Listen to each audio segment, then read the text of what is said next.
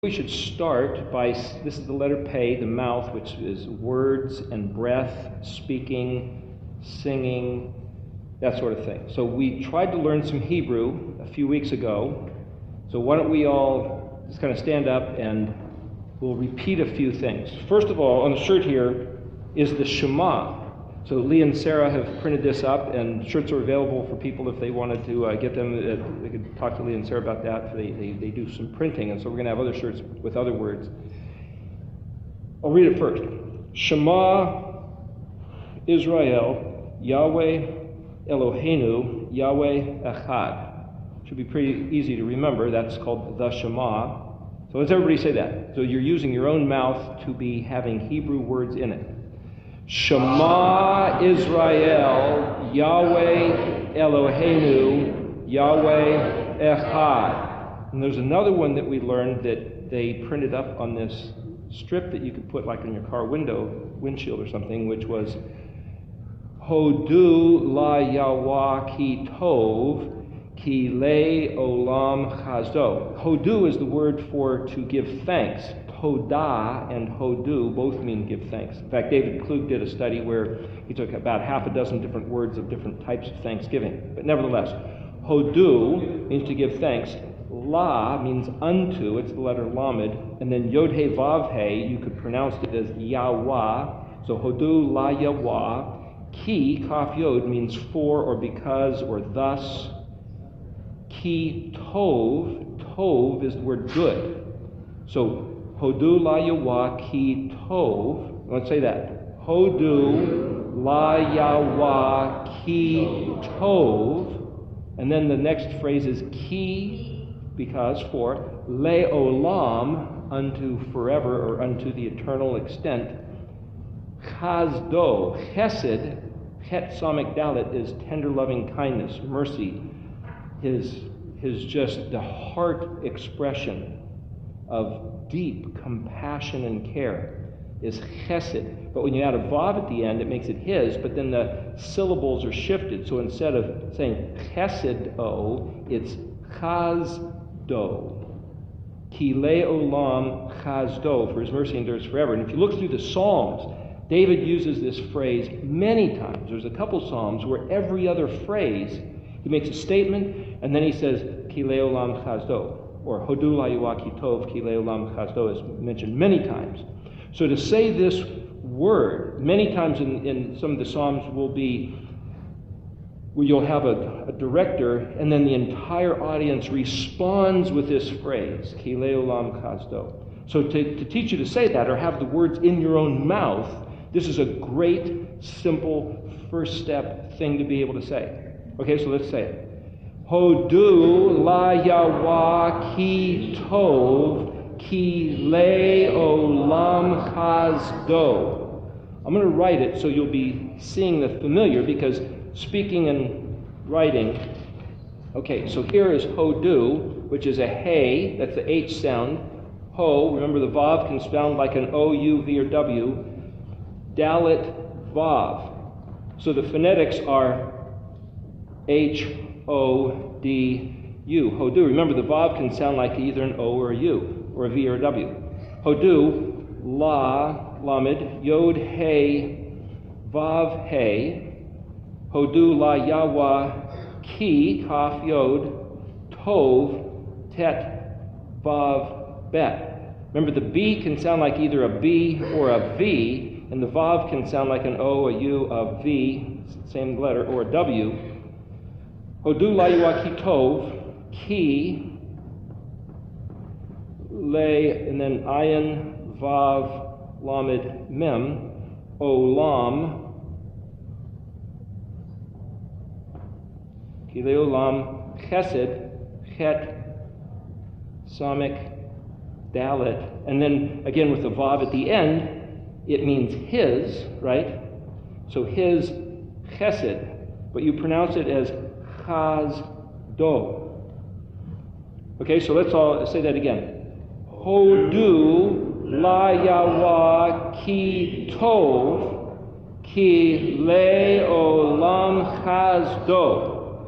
If you ever hear anybody quote this verse, I will bet you 99.5 times out of 100, you'll never hear La Yahweh. They might say Adonai, and they might say Hashem, or they might say the Lord. But if you read through, in the Hebrew, it says Lamed Yod He Vav He. And on the back here, Gabor La Yahweh, the Lamed is a prefix, means unto. Remember when we were doing the letter Lamed, which is the 12th letter, it's like a shepherd's staff. It's got the end that pulls, and then it's got the straight end that pokes. So it's push, pull, teach, learn. It's to repeat around and around. As a matter of fact, if you say the word hallelujah, it's Hey, Lamed, Lamed, Hallel, and you might say it's Lamed, Yod, Hey, and Yod, Hey is the short form or the poetic form of the word Yod, He, Vav, He. So Hallel, but they might not have this there. They'll just go right into Laya. Hallelu, if there's a Vav there, Hallelujah. So if somebody says Hallelujah, it's speaking Hebrew.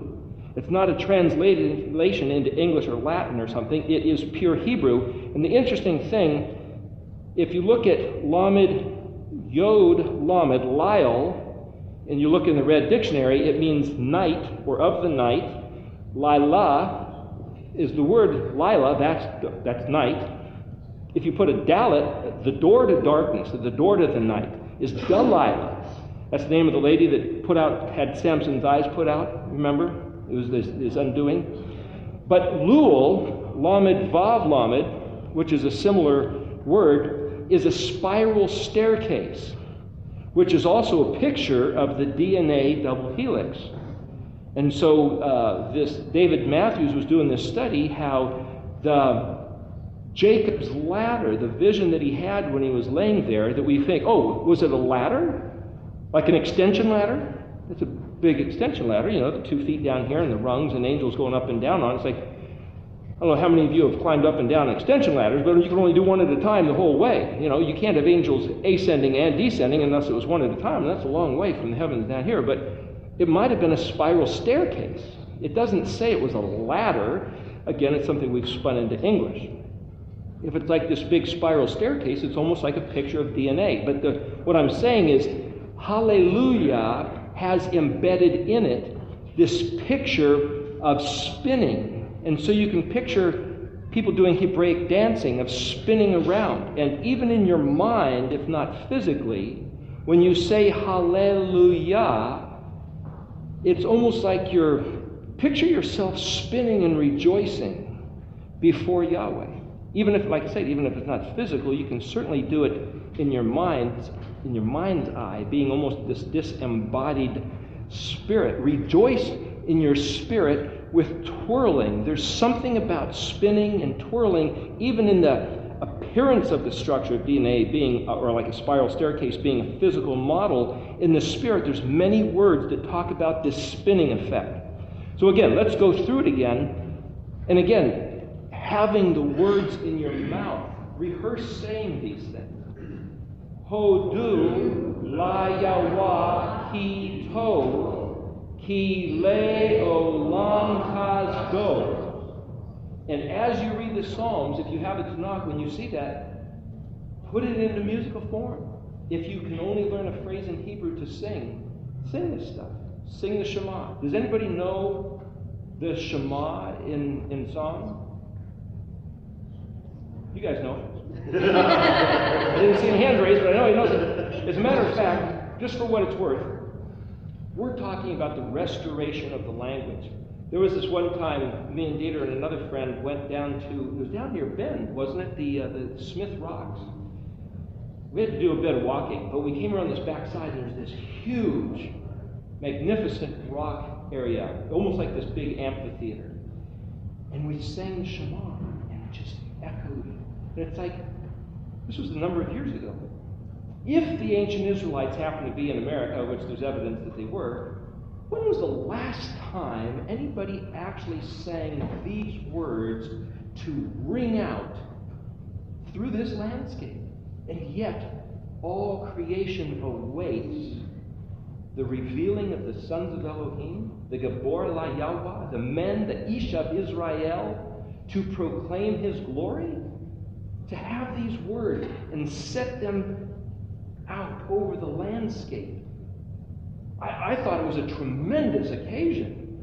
And it's like, wow, to be able to participate in that event, that nature can hear man's words proclaiming the Shema.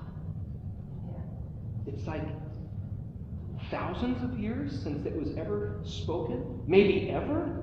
But you want to sing it now? Shall we sing this?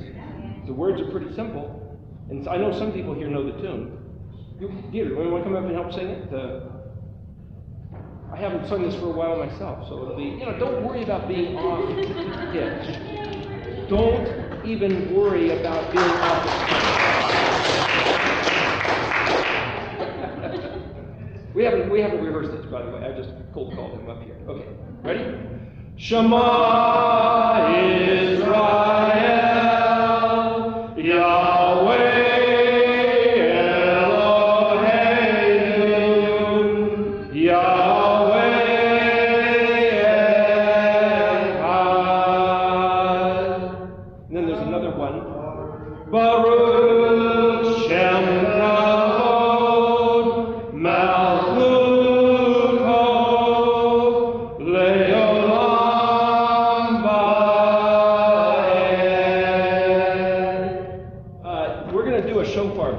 The thing about Pei is that it lines up with the Mishkan pattern with the festival of Sukkot, which is the ingathering of all the tribes. It's one of 3 commanded festivals, what's called Aliyah festivals.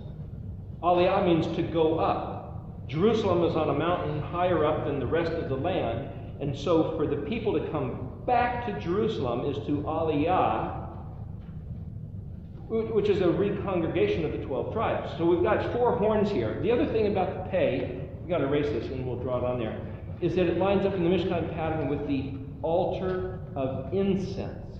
And on the different altars, there was a square altar and there was these 4 horns on the altar. And so when me and Jamie and Daryl and Todd Bennett were at Shiloh, the place of the tabernacle in northern Israel, the 4 of us stood there and we put up our hands. We made this declaration of repentance to Yahweh. It was this spontaneous thing.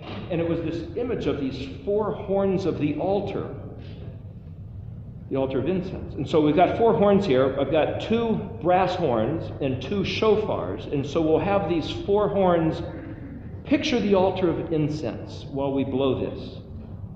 Picture it as being, remember the altar of incense was an image of the prayers of the saints arising up to Yahweh's throne. And he says it's a sweet savor to him. So as we're blowing this, just pray. And just lift up the kavod. Interesting thing about the word kavod is glory. It means weight. It's also liver, which is the heavy organ. So it's like this weight, but it's also that which is most highly regarded. It's like, boy, that's pretty heavy, man. That's like really a noteworthy thing. So as we blow these horns, Randy was going to come up and Mark. So we'll just put the, and again, this is not about us blowing the shofars. Picture Sukkot, the coming back, the regathering of the 12 tribes to honor Yahweh's word from wherever they were dispersed, coming back to offer up a voice of praise, of his kavod, as incense before him. So Yahweh, may you hear the sound of this shofar as we try to listen to your voice, the sound of the shofar, as you did from Mount Sinai. This is our response, like a choir's response to the main theme. This is our hearts responding to you. Todah Yahweh.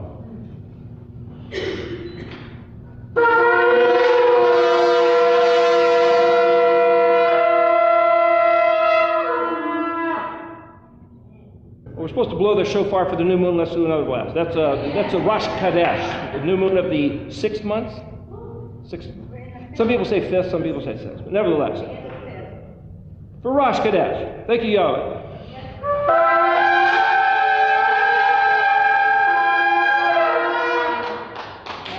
Thank you.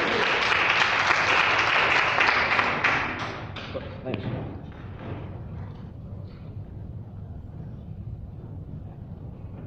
What we said after we did the Shema, just for what it's worth, is Baruch is Bet Resh Kaf. It's where we get the word break.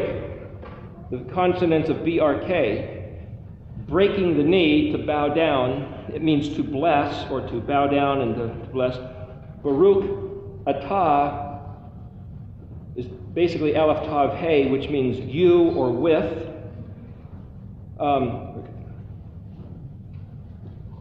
That's at the Baruch Atah Yahweh. That's actually a different one. Baruch Shem. Excuse me. There's different blessings that start with Baruch. Baruch Shem. That's, remember the word name, but it's also place or renown or fame or occupation. Baruch Shem Kevod. That's the word Kavod, which is glory or weight, the one we were just talking about. Kavod Malkuto is Mem Lamed Malkut. I think there might be a Vav in there. Malkuto. Melech is a king. So Malkut is kingdom. And then the Vav at the end makes it the his. And see the Mem, remember that's a place. Like a womb, right? But it also means of or away from. So it can mean the place where you're from, but it also means you're away from that. Remember the mem in relationship to the noon is the mem is the time of counting, the 49, like being pregnant or a gestation period, and the noon is the letter that jumps up and out of. So mem, as we did in the 13th week, the mem can mean chaos, like water, like a tsunami, like this wave, because like a tsunami, like there's an earthquake or something, and it's coming underwater, and all of a sudden, wham, you get this tidal effect.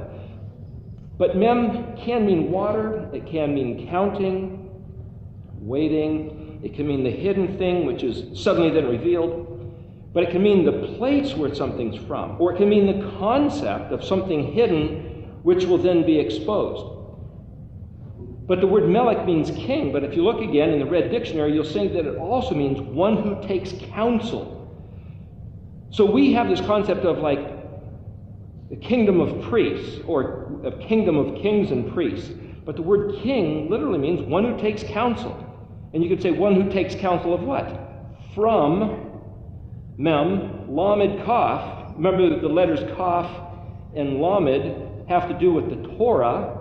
So in the letter, the word lamed kaf literally means to you, or it can mean go. So you can look at melech as meaning one who takes counsel from the Torah instructions, or it receives counsel from even a higher authority, even though this is the king, and it's dispatched.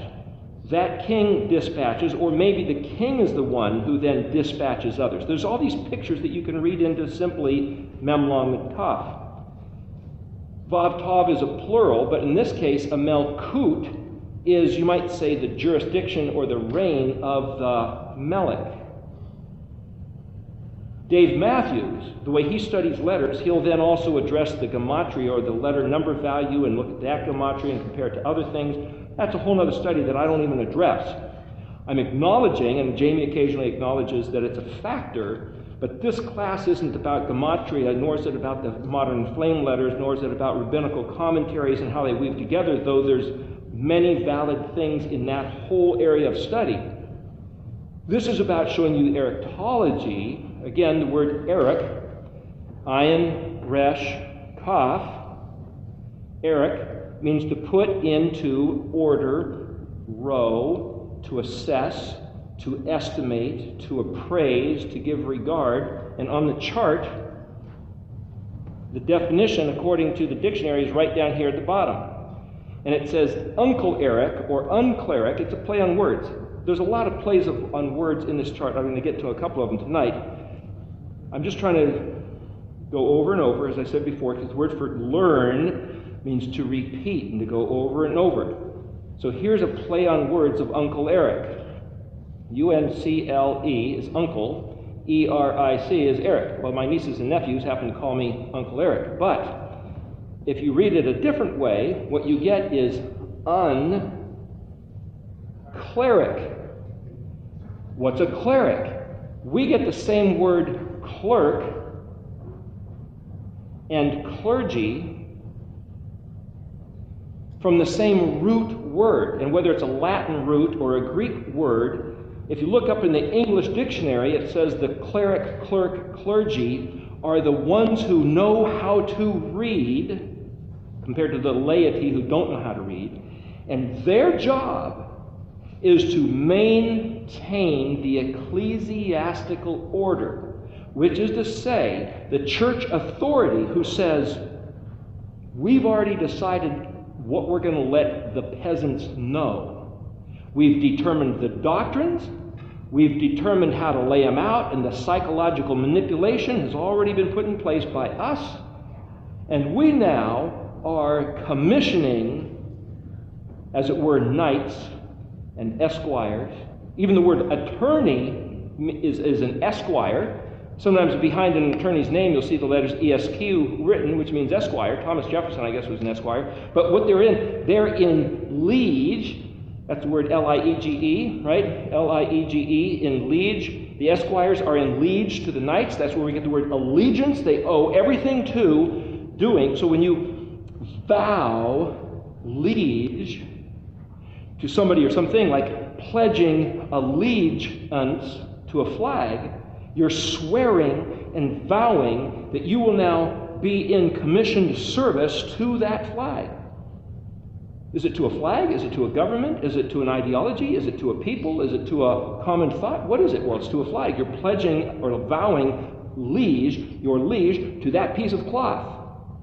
Interestingly enough, when you have a gold braid around the American flag, it's no longer the American flag, it's an admiralty flag, which means that the sovereign in that courtroom is like a captain on a ship or a king in his own kingdom, and it's no longer the American Republic. That's a whole other story. The point we're talking about is words, vows, what your words do, what your words mean. So if you sit there and say, I liege to something, well, who's putting you up to that? Did the clerk or the clergy or the cleric tell you what to say? And so you go, oh, okay. And they tell you that it means one thing when it really means another. Is this word uncleric or is it Uncle Eric?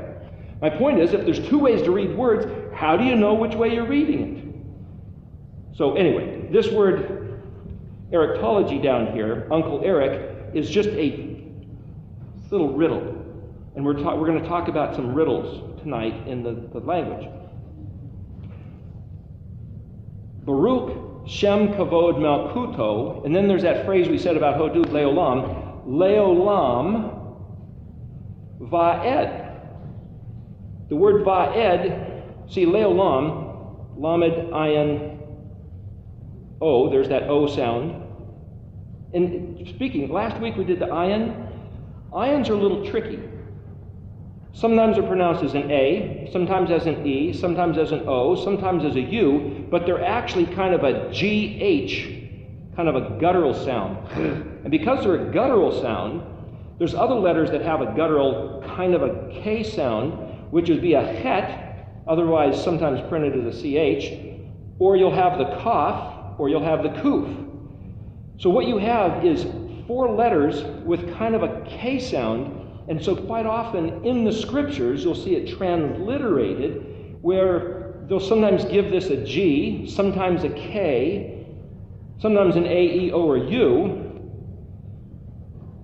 Anyway, this is the O and the O, Leo, then Lamed Mem, Leolam. If that means forever, if you say Va'ed, which is Vav, Ayin, Dalet, Va'ed, how can you think of this concept?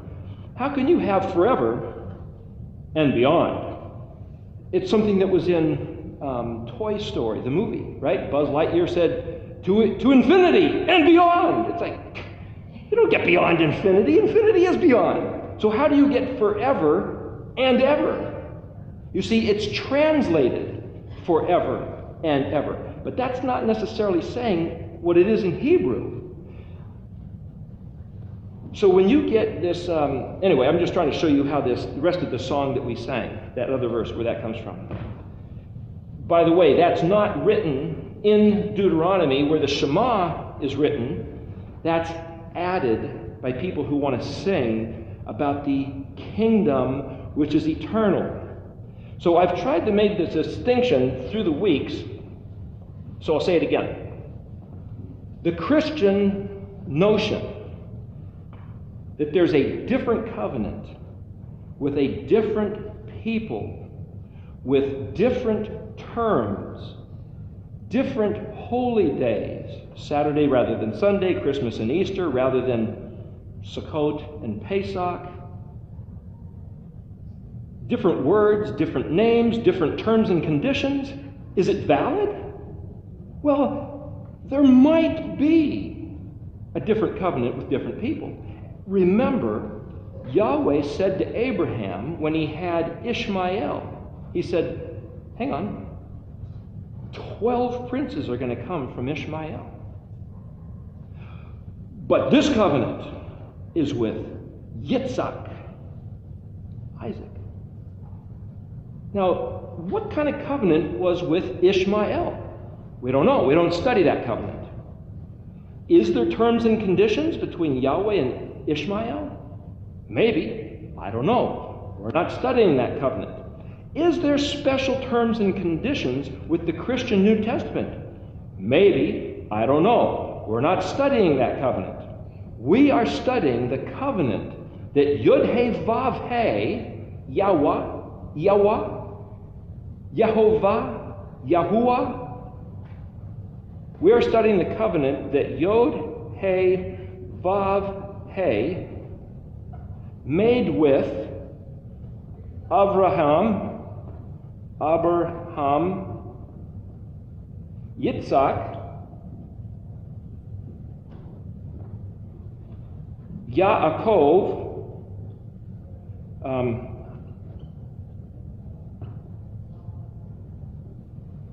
otherwise known as Israel. That's the covenant we're studying. If you break these words apart with the beneficial help of Ernest Klein's dictionary, you can break these things down. Hamem generally means them as a suffix. Bet resh means pure, clean. It also means exterior. It's also like threshed grain, which is like got all the chaff off it. It's the nuggets of the pure seed. Aber literally is the pinion, like the wings of an eagle, that which, or any bird, actually, that which gives it the ability to fly. So this has to do with strong pinion wings, pure, making them somehow pure and clean. These are the concepts embedded within Abraham. Yitzhak, Zadi is a sprout. We'll get to that after it's the letter after the pay. Remember, it's like Aaron's rod that was in the Ark of the Covenant that budded. It was this dead stick. And yet when Korah and some other leaders of the tribes said to Moses, hey, you're just putting your brother and your sister in as leaders. What are you doing here? This is supposed to be tribes of Israel. We think you're doing some funny business. And Moses says, come on, you guys. He says, no. We should all have a shot at being the high priest. So he said, okay, have all the leaders of the tribes bring your walking sticks into the presence of Yahweh, and tomorrow he'll show us who he chooses, who Yahweh chooses. So the staff of Aaron not only sprouted out a branch, but it budded and flowered and had fruit on it all overnight. Well, that doesn't happen. That takes months. That's through the seasons of spring and summer and into the fall, but it did it all overnight. It's like, boy, the branch that budded. Well, that's a picture of the Zadi. Here's the dead stick, the branch that sprouts. It's a picture of here's a caterpillar, and it sprouts a wing. It's a Zadi picture. We'll get to that after the pay. but I'm just trying to show you that this picture in Yitzhak, Chet Kuf, there's a picture of the big white fence of the Mishkan, the Chet, and the pillar of fire, pillar of smoke that was over it, which is Yahweh's covering over all his stuff. Chok, I believe that's the way you spell Yitzhak. The word Chok has to do with his commandments and the whole the whole package deal. The whole ball of wax, as it's called, the whole package deal of Yahweh's stuff. So what you could do is basically look up the words that have to do with Zadi Het, which is laughter. And Yod means he will. And so there's something about this hilarious, gut-breaking, explosive laughter regarding Isaac. Remember, his mother and father were 100 years old, roughly, when he was born. Yaakov has to do with the heel, or that which follows you, like your footprint follows you, or your shadow follows you. But it also has to, so it has to do with that's what's coming later. That's kind of where the kuf comes in. But it also means to turn something into, from the XY axis of two-dimensionality, the Z-axis is the vertical, 3 dimensions. There's something about the word Yaakov which means to go into 3 dimensions from 2 dimensions. Kind of like a picture of Superman leaping over barricades. So here you have in these 3 words remember he says, I'm the Elohim of Abraham, Elohim of Yitzhak, Elohim of Yaakov, who got his name changed to Israel. And as we discussed, I believe it was last week, the word Yeshar is very similar to Asher, which is the straight path. It also means to strengthen, to authenticate, to confirm, to prove whether this really is that. And so last week talked about the word I am that I am, I will be what I will be, was his Ehyeh, Asher, Ehyeh, which is the way you know that I am who I am, Yahweh says, is because what I say is going to happen is going to happen. Over 80 times in the book of Ezekiel, Yahweh has this phrase. He says, then they will know that I am Yahweh. What does that mean? Many times in other books, you'll see this phrase, where it's one of Yahweh's little pet phrases. He'll say, then you'll know that I am Yahweh. And you go, what? What do you mean by that? Then you'll know that I'm Yahweh. Because it's a secret code. You see, he writes in riddles. He writes in patterns. And the part of the study of this course is to observe the patterns and the study what's embedded in the different words by the letters that are used. That's the Eriktology thing. This is in columns and rows, and that's what the word Erik means, is to give a value, to notice and regard something that we've never regarded before. We thought words were you just spell words. You just say things, blah, blah, blah. It doesn't matter. They're just words. Every word, every letter in Hebrew is really significant. And we're studying the nature of the significance. This letter Pei, meaning a mouth, is all about the words. What words? What are words? We've been told that ancient man were like, you might say, excessively developed apes, which started grunting. Now we have languages. Is a language simply an evolutionized series of grunts? If it's not, where did it come from?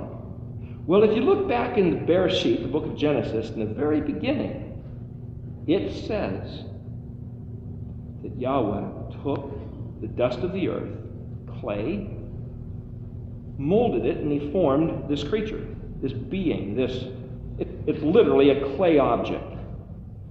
He then breathes with his mouth-to-mouth contact. He breathed. See, the word pei doesn't mean speaking. It's just a mouth. And so everything related to a mouth is pei business. Breathing is also pei breath business. Blowing, which is forceful, intentional breathing, is also pei concepts. So Yahweh, with his pei, breathed in the Adam.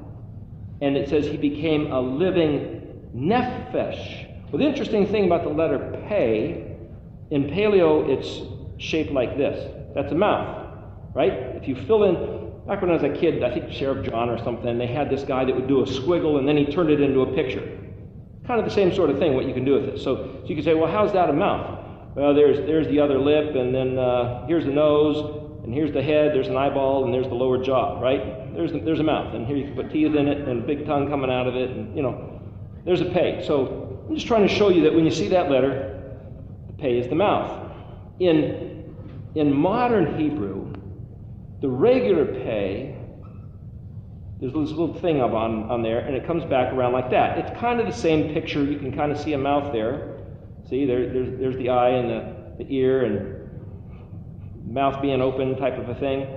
But there's a pei sophete. There's 5 sophete letters, and on the chart, we've got the 5 letters drawn through here. The word soph means at the end.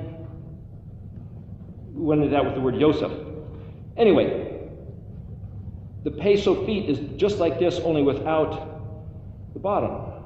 It's this letter shape here. And it only appears at the end of the word. Whenever pei shows up at the end of the word, you'll see that form.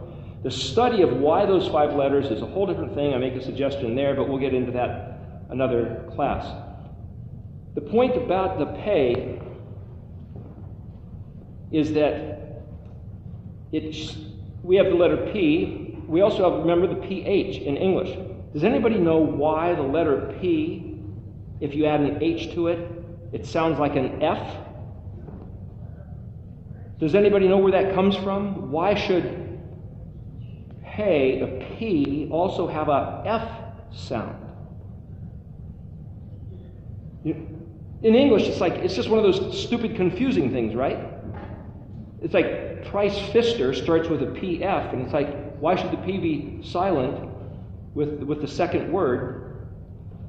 The point is, it comes out of Hebrew. Because if you have the letter pei, it sounds like an F unless you have a dot in it, in which case it sounds like the P. My point is, it has 2 sounds. Like I wrote before, the bet can sound like a B or a V. The pei can sound like a P or an F. But instead of writing it as an F, because it's still a pei, they put an H next to it and it sounds like a PH. And you could say, well, what's the difference? Just like the letter ayin, if it's, it doesn't matter. Like if you have the word Gaddafi, right, the leader of Libya, sometimes I've seen it spelled with a G, sometimes with a K, sometimes with a Q. And the point is, if you're just dealing with phonetics, it just doesn't matter. Write it with a P, write it with an F, PH, what's the big deal? But in Hebrew, every letter makes a difference. Every letter has a meaning. Therefore, the way you spelled Gaddafi's name, it all depends on not the phonetics like we deal with it in English, but in his language, or in Hebrew, which of those letters you chose makes all the difference in the world as to why it's spelled that way. In which case, if the F is actually the Vav, the 6th letter, it would make a huge difference whether you spelled it with a Vav or a pei. That's why. And if you don't have any regard of the spelling, but you only regard the phonetics, then it doesn't matter. But this study is a study of why it matters. My point is this. El means, it's translated typically as God, right? But that's the phonetics of Gimel Dalet. Gad is another way, like one of the names of the tribes. But the interesting thing about Gimel Dalet is it means fortune or luck. Specifically, it was the name of a deity of the Canaanites, which was the deity or the Lord or the Baal of fortune and luck. So on our dollar bills in the United States of America, when it says, "In God we trust," if I'm trying to change my mind and change my thinking and change my words, I can't keep saying that I'm going to put my trust and confidence in the Canaanite deity that was conquered by Yod-Heh-Vav-Heh. So I'm going to say, in Yahweh I trust, not in Gimel Dalet I trust. So I can't quote, "In God I trust." I'm not going to say it, because I'm trying to change my mind, change my words, change my vows. Remember, Yeshua said, we will be held accountable for every single word that comes out of our mouth. We can say, I'm speaking English, I'm not speaking Canaanite. The point is, phonetic sound bites and frequencies project energies into the world. Remember, the somic was ripples, frequencies, wavelengths. Somic, I, and pei are all wrapped up together. So again, to deal with the colors of the shirt, this week, according to the chart here, is the green letter. The somic ion in the pei, the somic lines up with the menorah, which is in the set-apart covered place. So I'm wearing this black shirt because it's like the covered place, and the light inside the covered place was the menorah. Then last week we did the ion. I didn't mention it last week, I'll mention it now. On the chart, it lines up with this box shaped like this with two circles. Well, if you read about the table of showbread, it had 2 piles of 6 loaves. And so if you look real close on the chart, it's like, I know that I've seen people who have studied this, and maybe they're right, I don't know, it doesn't matter so much for what I'm talking about. They say that there was these racks, and they stacked the loaves up on the racks. The idea was, at the altar of incense, there was a special formula of spices that Yahweh said, if anybody copies this formula, you should pay him a lot of money and buy it because it's a really nice smelling formula. No, that's not what he said. What he said is, if anybody copies this formula, put them to death. But I know you can go on the internet and buy the formula. They say, oh, they tweaked it this way or that way. And it's like, I think I should stay away from it. Leave one of the elements out. Fine. I'll smell the rest of it. I don't even want to go close to something that Yahweh said, if you do this, you will be put to death, and here's the formula, and make sure you don't do it. You say, well, now that we know the formula, we don't know the exact proportion, so it's like, it almost kind of sounds like the Garden of Eden, where he says, don't touch that tree. He didn't say don't touch it, he said, don't eat it. Don't eat that tree. If he says, don't make this formula of incense, we go, well, I'll just change it a little bit. Isn't that kind of like saying, well, maybe I'll just touch it and smell it, and boy, and pretty soon the next thing you know, it's like, uh-oh, let's not even go there. My point is, the table of showbread had these freshly baked loaves, and they put them in this small room, and the altar of incense was this wonderful incense would be burning, and the loaves would pick up the flavor of the incense. So the loaves can't be piled on top of each other like a layer cake. They've got to be separated out. So it's like, if you were going to take these loaves and lean them against each other, how would you do that? Put 3 of them together and then put the other 3 next to it? That's kind of the imagery behind this little symbol I have drawn if you look real close. But other people said they put them on racks. Like I said, I don't know that it matters, but the point is, if you've got 2 piles of loaves and they're kind of leaning on each other, it might end up looking something like that. But the point is, that way they get the air and they get the incense on them. But you can almost see this is a mask with eyes. And if you put like little ear things coming off, it almost looks like some glasses. Or you might almost see kind of a binocular sort of thing going on here. The table of showbread lines up with the ion, and it's almost like eyes. But the word showbread, it's like, what kind of bread is showbread? Again, we're talking ion business. The word showbread, if you look in the scriptures, is simply panim. Pei, nun, yod is pane, and then if you add an M, that's plural. Panim, wait a minute, that's the word faces. Pei, there's that mouth. Nun, remember, it's the thing that jumps out of, and in the standard alphabetic sequence, there's a mem in front of the pei. So mem is the environment that the nun jumps out of. Mem is the womb, and the nun is the one born, remember? So here I'm showing you how to overlay some concepts non-alphabetically. In other words, nun doesn't follow pei, nun follows mem. But because nun follows mem in the natural sequence, we get the picture that mem is a closed place that's harboring something, like a ship in the harbor. And then, like the ship that goes out of the harbor, the nun comes out of the pei, out of the mem. But when you have a pei nun, you can kind of overlap that image and to say the mouth is an environment. What jumps out of your mouth? Words, breath, words, maybe vomit. The point is, something comes out of your mouth. And I say vomit because there's places that ties into what we're talking about here. Anyway, yod, mem, is a suffix ending which is plural. Again, to rehearse, you've got 2 plural suffixes. One is a vav tav, ot, and the other one is im, which is yod mem. But the word yod mem also means water. Mayim is actually waters. Yod mem is actually the word for west. in Israel, if you're facing from Egypt, looking at Israel, Yemen is to the south. Yemen is right hand. The country of Yemen is to the south. It's on the southern edge of Saudi Arabia. In Hebrew, Yemen means south. The Mediterranean Sea is to the west of Israel. So the word Yod Mem, Im, which is water, is literally west. Interestingly enough, the word for north is Zephan, Zadi, Pei, Nun. Zadi, Pei, Nun. Well, Pei, Nun is the word for face. Pei, Nun, Yod Mem is faces.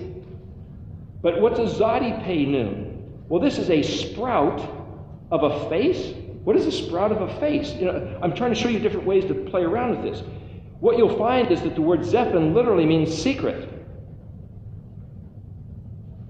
hidden.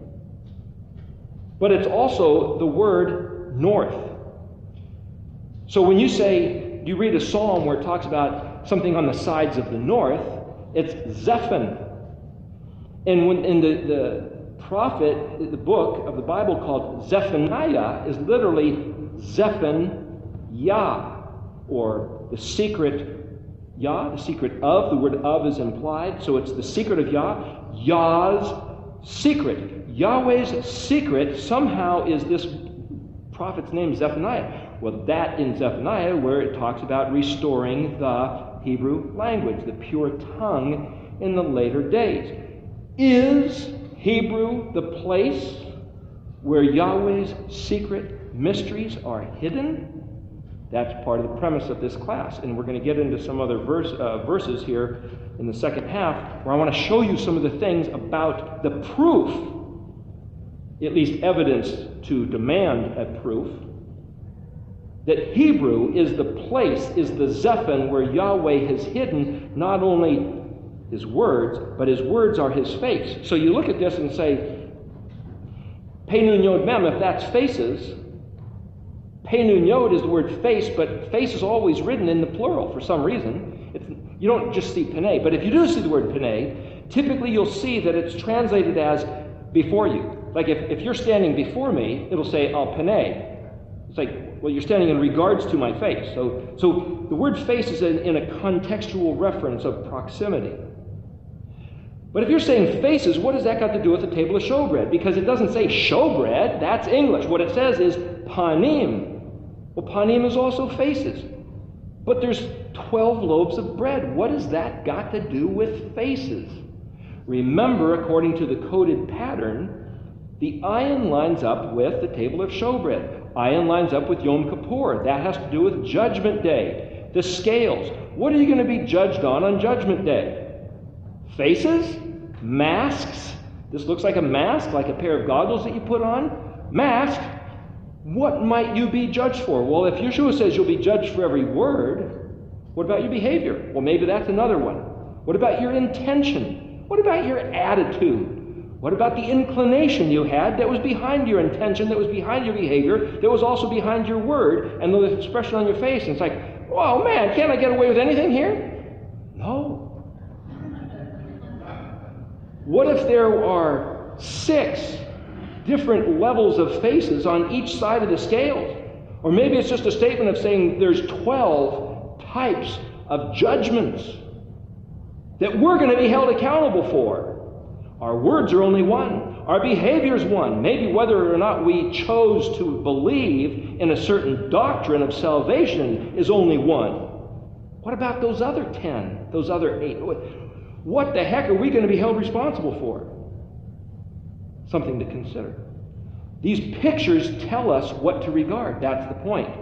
So if we sit there and say, gosh, if on Judgment Day we're going to be scrutinized, binoculars, the long-distance view, you also got the microscope, you've got different types of lenses.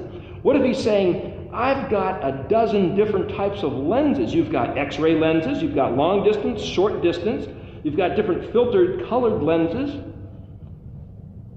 He's got all kinds of different stuff that he looks at, and he looks at everything. The purpose of this class is to say when he says he's the Elohim of Abraham, Yitzhak, and Yaakov, which is Israel, it's not God or Gad, it's El, which is Elohim. But El as a prefix means emotion toward, but El itself, if you look in the Red Dictionary, means power or strength. And you could say, this is the he will, straight path to power and strength. But Samic Resh, Yod can be a prefix meaning he will, though Yashar means straight. Samic Resh is the word prince, as in Sar Shalom, Prince of Peace. But Samic Resh is not just a prince, it's also a poet, a singer. What does a poet, a singer, and a prince do? Now here's part of the process of deciphering these words. What do they all have in common? A prince's job is to defend the people. He's also supposed to collect taxes, determine what money goes to bridges, what money goes to education, what money goes to getting clean water, right? So the prince's job is to take difficult matters, process them, and distribute them and lay them out in such a way that it's of everybody's benefit to make life easier. What does a poet do? He takes complex ideological or philosophical matters and puts them into song and verse, so that we can all go, oh, I can grab it. I can remember that. Make a little ditty out of it. So does a singer, a folk singer especially. Back in the 60s, they took horribly traumatic sociological, political, war matters, and they spun them into phrases that you can latch onto and go over. And as you go over, and remember what happened in the 60s, at least in the United States, it changed your mind. The words that you heard changed your mind, and as you rehearsed them and spoke them, what happened? Reality changed. So here's a question about words. If words are not just primatal grunts out of primates from the very beginning, which evolved and developed, but words were given. Remember, what did Yahweh do after he breathed into Adam? To go back to that story? He spoke. He spoke. And if you look at the first 7 words that Yahweh spoke, the first 2 words were Peru Uravu. It's translated, go forth and multiply. Peru Uravu are commands right out of the mouth of Yahweh into a lump of clay that suddenly was turned on with life. It's like if you take a computer right out of the factory, it's got nothing on it. If you plug it into the wall, what's the first thing you have to do? Boot it up. Back in the olden days, we had floppy disks. You plugged it in, then you put in a floppy disk. Speaking Hebrew, Peru Uravu, and then the rest of the words, to Adam, was Yahweh booting up his mind computer. So this word, if you look in the dictionary, is shofeh, shin pei hey, literally means lip, language, tongue, to smooth, make bare, like wind blowing on the top of a mountain where it blows all the foliage off. But it also means to heal, to cure, to make improvement, to cure from insanity. How can something you say cure from insanity, from lunacy? Restore to health? Could it be that this Hebrew language that Yahweh spoke to Adam after he turned on his breath, he booted up his brain with intelligence by speaking these words, which if we learn these words, will have the same effect on us to restore that which was lost, obscured, obfuscated, and or stolen by either our enemies or the great adversary, the Satan, or even Yahweh's own decree to demand loss, which we'll get to it right after this break. Yahweh demanded a loss of his words, of his language, of our wisdom and our understanding. So I'll just say this, we've got 30 seconds left. The ayin is the eye, which speaks of understanding, wisdom, knowledge. Eyes can open, eyes can close. Mouths can open and mouths can close. But specifically, pezadi means an open mouth. And the proposal is here, what Yahweh closed when it came to wisdom and understanding, when he closed our eyes because of our dealings with the occult, ocular, occult eyeball, what will open the understanding? The mouth, the mouth of Yah. To return to the mouth of Yah, that which opens, like a key is that which opens, literally in Hebrew. In Greek, a key is that which locks. What was the cause of the locking up of the word? They forsook his word, and so their wisdom and their understanding were closed. Their eyes were locked shut. We'll go to that verse right after the break. We're proposing that the words, the understanding, the wisdom will be opened by the opening of the mouth, the regarding of the words that Yahweh gave the people in Hebrew, and therefore we will be able to soar with hilarious laughter, bright shining forth, and be able to leap over all obstacles and adversaries because of the straight path where is our power and strength that he gave to our forefathers. That's the covenant we're going back to. And if somebody else wants a different covenant and wants to believe different theologies, they can do whatever they want. We're trying to go back to the covenant of Yodevave to Israel and have nothing to do with arguing doctrines with any of the other cults and religions across the face of the earth. This is not about that.